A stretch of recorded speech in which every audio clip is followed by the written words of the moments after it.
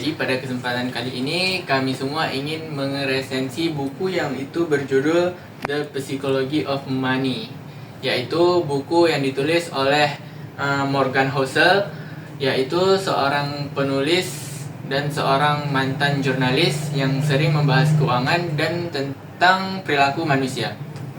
Jadi buku ini tuh bukan buku yang ngebahas gimana caranya menjadi kaya, tapi buku ini tuh lebih ngebahas gimana caranya kita berpikir uang itu dengan benar.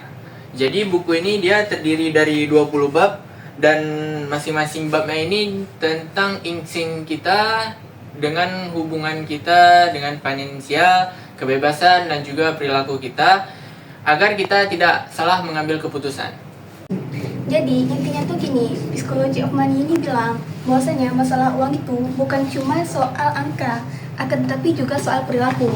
Banyak orang pinter yang nggak bisa ngatur soal uang karena mereka tuh nggak bisa kontrol atau ngatur emosinya, kayak serakah, FOMO, panik, dan lain-lain. Morgan Housel juga bilang kayak itu seberapa banyak kamu simpan, bukan seberapa besar gaji. Orang punya cerita hidup yang beda, jadi keputusan uang kita pun beda, nggak bisa disamain. Jadi buku ini ngajarin kita supaya lebih waras dan realistis ketika ngambil keputusan finansial. Dari buku ini tuh banyak banget contoh sederhananya, seperti orang yang sederhana, hidup sederhana, hidup miskin, tapi dia bisa jadi super kaya.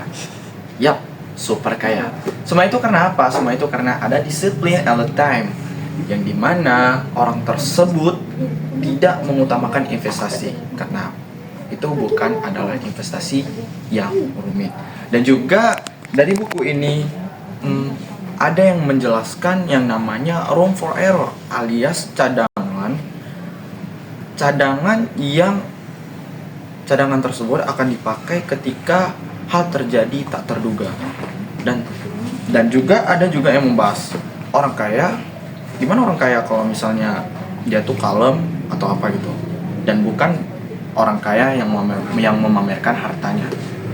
Dan juga buku ini menjelaskan gimana lo itu benar-benar kaya, tidak harus tanpa harus dibutuhi. Menurut kami, buku ini gampang banget dicerna karena gaya penulisannya itu santai, contoh-contohnya tuh masuk akal, dan pesannya tuh relevan bagi semua orang, mau mahasiswa, pelajar, atau orang yang baru belajar finansial. Jadi kelebihan dari buku ini adalah bab-babnya pendek, jadi nggak bikin pusing. Dan kekurangannya adalah bagi orang yang tidak menyukai keuangan, jadi nggak efisien.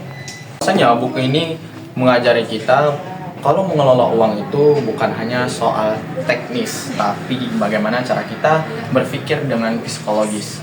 Nah, jadi teman-teman semua, buku ini wajib banget buat kalian untuk beli karena di dalamnya beberapa banyak bab yang kalau bisa dibilang udah dijelasin juga tadi, terdiri dari 20 bab.